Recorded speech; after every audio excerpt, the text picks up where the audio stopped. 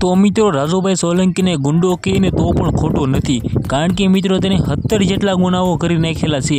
જ્યાં મિત્રો વાત કરીએ તો 17 ગુના કયા કયા છે, કયા તેને કાંડ કર્યા છે, એ વિડીયો તમારે જોવો હોય તો મિત્રો ડિસ્ક્રિપ્શનમાં તેની લિંક જોવા મળી જશે અથવા કમેન્ટ બોક્સમાં તેની લિંક મળી જશે। તો મિત્રો જલ્દીથી તે વિડીયો જોયો।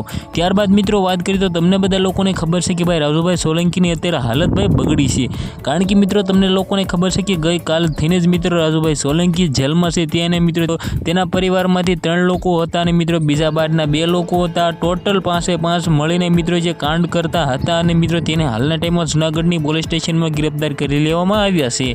જ્યાં મિત્રો વાત કરીએ તો ગણેશભાઈ ગોંડલનો મામલામાં વિરોધી ફરિયાદી જે મિત્રો રાજુભાઈ સોલંકી હતા અને મિત્રો હાલના ટાઈમમાં તેને પણ જેલમાં નાખી દેવામાં આવ્યા છે। આ રીતે મિત્રો વાત કરીએ તો હાલના ટાઈમમાં મિત્રો બંને જે મિત્રો ગણેશભાઈ ગોંડલ અને ભાઈ રાજુભાઈ સોલંકી અત્યારે તો ભાઈ બંને જેલમાં છે। સૌથી પહેલાં મિત્રો આપણી ચેનલમાં તમે નવા છો તો ભાઈ સબસ્ક્રાઈબ કરવાનું તમારે ખાસ ભૂલવાનું નથી, કારણ કે ઘણા બધા લોકો વિડીયો જોવે છે। તો ભાઈ સબસ્ક્રાઈબ કરો, કોની તમે જલ્દીથી રાહ જોવો છો તો નીચે કાળા કલરનું બટન છે તેને જલ્દી દબાવી દો।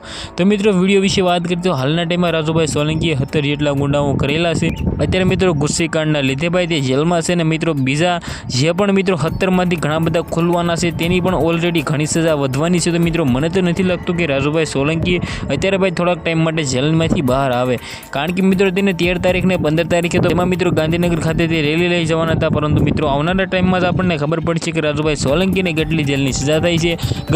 ગઈકાલથી જ તેના ઉપર મિત્રો રિમાન્ડ મંજૂર થઈ ગયા છે અને હાલના ટાઈમમાં ઘણા બધા લોકોને રિમાન્ડ વિશે નહીં ખબર હોય। રિમાન્ડમાં મિત્રો પૂછપરછ કરવામાં આવશે। ઘણા બધા લોકોને એવું હોતું છે કે મારવામાં આવશે પણ મારવું નથી આવતા, પૂછપરછ કરવામાં આવે છે।